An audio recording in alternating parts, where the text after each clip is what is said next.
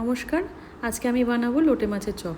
লোটে মাছগুলোকে কেটে পরিষ্কার করে জল ঝরিয়ে রেখে দিয়েছিলাম। মাছগুলোকে আমি গোটা রেখেছি। এরপরে আদা রসুনের পেস্ট, কাঁচা লঙ্কার পেস্ট, নুন পরিমাণ মতো, লেবুর রস দেবেন আর সামান্য লঙ্কা গুঁড়ো দেবেন, ঝাল লঙ্কা, কাশ্মীরি লঙ্কা, যেটা খুশি। ব্যাস, সমস্ত মশলা দিয়ে মাছগুলোকে ভালো করে মেখে 3-4 ঘন্টা ম্যারিনেট করে রাখতে পারেন। আপনারা চাইলে কমও পারেন, বেশিও পারেন। যত বেশি রাখবেন মশলাটা মাছের মধ্যে ভালোভাবে ঢুকবে। ব্যাটারটা বানিয়ে ফেলি। ময়দার পরিমাণটা একটু বেশি আর কর্নফ্লাওয়ারের পরিমাণটা একটু কম দিয়ে নুন, গোলমরিচের গুঁড়ো আর বেকিং সোডা বা খাবার সোডা দিয়ে ব্যাটারটা করে নেবেন। আচ্ছা, ব্যাটারটা বানাতে হলে একেবারে জল দেবেন না, অল্প অল্প করে জল দিয়ে ব্যাটারটা তৈরি করবেন। খুব বেশি পাতলা করবেন না।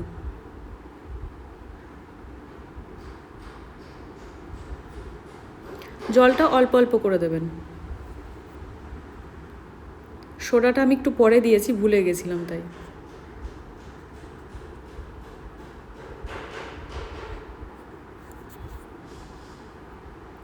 ব্যাটার একটু আদা রসুনের পেস্টও দিতে পারেন, এতে টেস্টটা খুব ভালো আসে।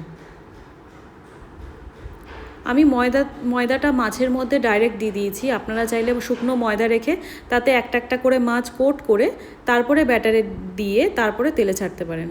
আমার কাছে অনেকগুলো মাছ ছিল, তাই আমি একেবারে ময়দাটা দিয়ে দিয়েছি।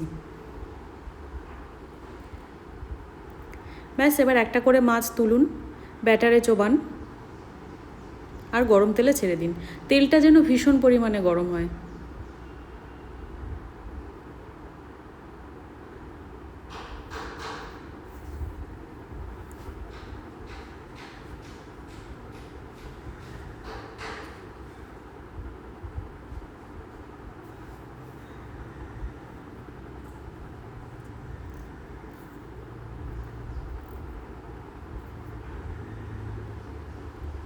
আমি এখানে আপনাদের একটা মাছ ভেজে দেখাচ্ছি। আপনারা প্রথমটা ভেজে খেয়ে দেখবেন নুন ঝাল কী লাগবে, পরে অ্যাড করে নেবেন।